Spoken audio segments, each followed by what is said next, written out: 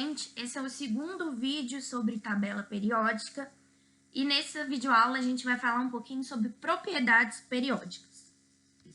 O que são essas propriedades? São características dos elementos químicos que variam de acordo com a posição que ele está na tabela periódica. Então, vamos começar aqui. O primeiro é o raio atômico. Aquela coisa da matemática mesmo. Metade do diâmetro de um círculo, de uma circunferência. E aí, como que vai ser o raio atômico? Pode ser do meiozinho lá do núcleo até a última camada? Não, essas camadas elas não são muito bem definidas. Então, a gente não consegue definir muito bem desse jeito. Então, os cientistas definiram assim. Em uma ligação química entre dois átomos iguais, a distância entre dois núcleos dividida por 2 vai ser o raio atômico. Então, daqui até aqui vai ser o raio atômico de algum elemento químico. É metade da distância entre dois núcleos. E como que esse raio cresce ou decresce na tabela periódica? De cima para baixo, da direita para a esquerda. Olha só essa imagem. De cima para baixo está crescendo o raio, da direita para a esquerda também está crescendo o raio. Mas como que isso funciona? Qual que é a explicação disso tudo? Se a gente comparar entre grupos, por exemplo, o grupo 1 dos metais alcalinos, a gente tem o lítio e o potássio. Então, o lítio tem um raio muito menor do que o potássio. Por quê? O lítio tem 2 camadas, ele está no segundo período da tabela. O potássio tem 4 camadas, ele está no quarto período da tabela periódica. Quanto maior o número de camadas, maior vai ser o raio, maior vai ser o átomo, certo? Então, em um mesmo grupo, o raio aumenta na ordem crescente dos períodos. E no mesmo período, se eu estou no terceiro período, quer dizer que os átomos têm 3 camadas. Se tem 3 camadas, quem que vai ser maior, quem que vai ser menor? Eu peguei o exemplo do sódio e do cloro. O sódio, olhando na tabela, tem 11 prótons, o cloro tem 17 prótons. Então, o sódio tem 11 prótons para atrair 11 elétrons. O cloro tem 17 prótons para atrair 17 elétrons. Olha a força. A força de atração de 17 prótons vai ser maior. Então, é como se essas camadas ficassem mais próximas uma das outras, tá vendo? Em comparação com o sódio. Porque tem mais carga positiva aqui, atraindo as 3 camadas, do que aqui. Então, em um mesmo período, a raio diminui com o crescimento do número atômico. Quanto maior o número atômico, mais força vai ter para atrair essas camadas. Então, o raio vai ficar menor. E aí os íons? Os íons também se diferenciam em relação aos átomos neutros. Tem o cátion e tem o ânion. Então, eu tenho aqui o exemplo do sódio, de novo. O sódio tem 3 camadas e ele tem um elétron na camada de valência. Vamos fingir que o laser aqui é um elétronzinho.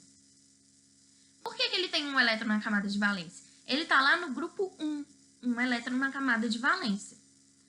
Quando esse elétron é retirado e o sódio fica positivo, é como se a camada sumisse. Então, ao invés de ter 3 camadas, vão ter 2. O raio vai diminuir, certo? Então, os cátions têm raio menor do que seu elemento neutro. E lembrando uma coisa muito importante, gente. Aqui eu estou colocando sódio de roxo, o cloro dessa cor esquisita aqui, mas os átomos não têm cor, as moléculas não têm cor. Se vocês quiserem, depois eu te explico por que as coisas têm cor. Talvez o modelo atômico de Bohr ajude vocês no vídeo do Gustavo. Mas eu estou colocando as coresinhas para diferenciar os átomos e ficar um pouco mais didático. Mas nada disso tem cor, tá bom? E o ânion, o cloro? O cloro tem 3 camadas e 7 elétrons na camada de valência, porque ele está no grupo 17. E aí ele vai ganhar um elétron. Então, vai ter 8 elétrons na camada. Continua tendo 3 camadas. E agora? Olha só. são 17 prótons para atrair 17 elétrons. Aqui são 17 prótons para atrair 18 elétrons. Então, pensa só, a atração vai ser um pouco menor. Muito mais difícil uma carga positiva atrair uma maior quantidade de carga negativa. Então, a intensidade vai ser menor, a força, e aí essas camadas vão se expandir. Por isso, o ânion vai ser sempre maior do que o seu átomo neutro. E a energia de ionização, outra propriedade periódica. É a energia necessária para que o elétron seja retirado do nível mais externo de um átomo. Então, eu tenho um desenho aqui, ó, eu estou dando energia para um átomo, e aí o elétron, que está na última camada, tem que ser na última camada, vai escapulir, vai sair desse átomo, porque eu dei uma energia específica para ele. E aí, como que é isso na tabela periódica? De baixo para cima cresce, da esquerda para a direita cresce. Então, é o contrário do raio atômico. Como que também funciona? Olha só. O mesmo grupo, eu tenho o lítio e o potássio. O lítio com 2 camadas, como a gente já viu, e o potássio com 4 camadas, que a gente também já viu. A energia para tirar um elétron do lítio é maior do que a energia para tirar um elétron do potássio, porque o elétron do lítio está muito mais próximo do núcleo, olha só. Então, a atração é maior, precisa de uma energia maior. E aqui, o elétron está bem mais longe, então a atração vai ser menor e eu preciso de uma energia menor. E no mesmo período, que tem a mesma quantidade de camadas, acontece também por causa do número atômico. Aqui eu tenho 11 prótons e aqui eu tenho 17. Se aqui eu tenho mais prótons, a força de atração vai ser muito maior desse elétronzinho que está aqui do que desse que está aqui. Então, eu preciso de uma energia muito maior, olha só. 1.255 para 494. Dá para a gente pensar também em raio atômico. Quanto menor o raio, mais perto está do núcleo, então a força é maior. E aí eu preciso de mais energia para tirar esse elétron. Quanto maior o raio, mais longe está do núcleo, menor a força e menor a energia para tirar esse elétron, tá bom? E aí existem vários tipos de energia de ionização. Energia para tirar o primeiro elétron, energia para tirar o segundo, e assim vai. Eu dei o exemplo aqui do cobre. Para eu tirar um elétron do cobre e virar cobre mais, eu preciso de uma energia de 746 kJ por mol.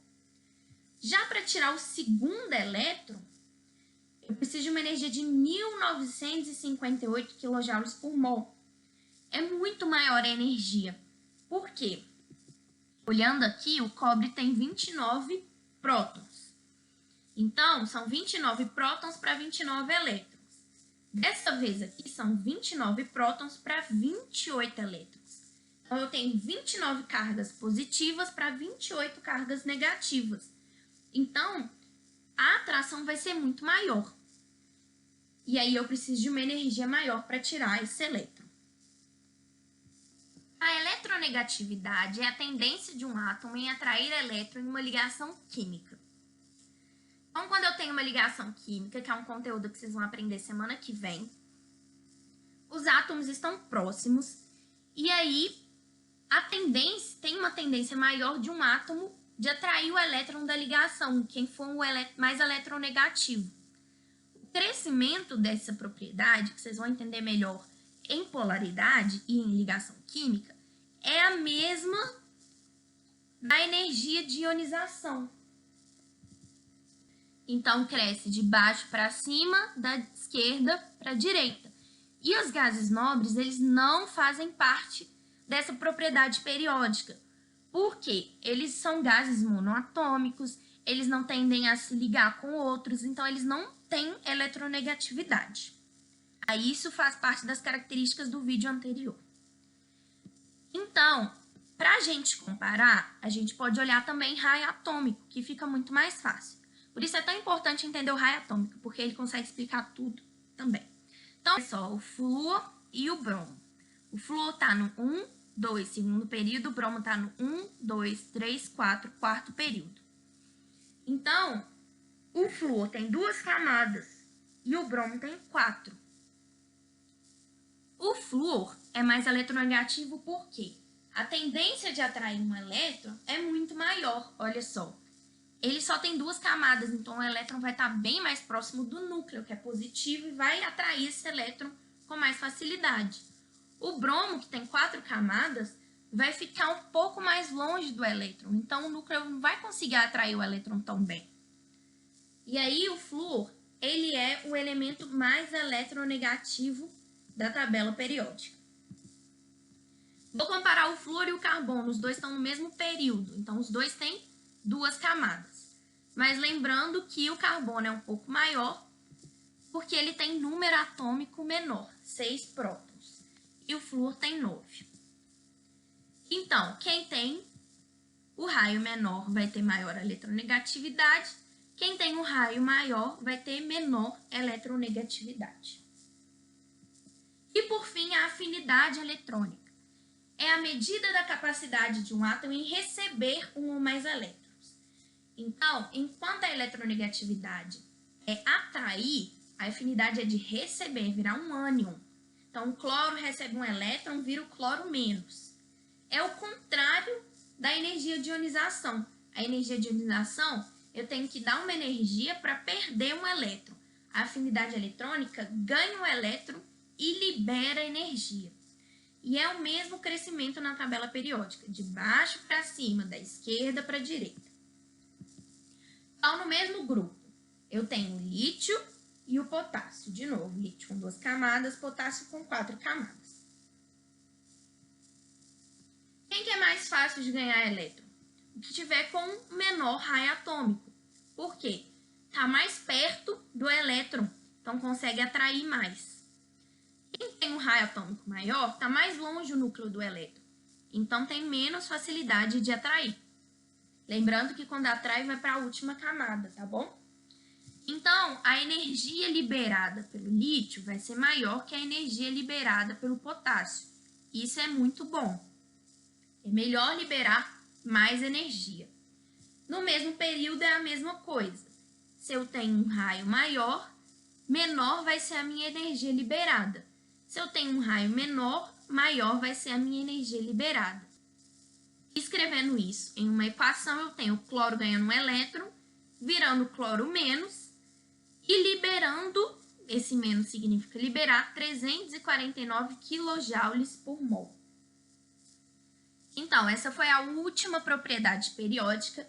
É um pouquinho complicado, requer um raciocínio maior, mas se vocês entenderem raio atômico, como eu disse, vai ser muito mais fácil de entender o resto.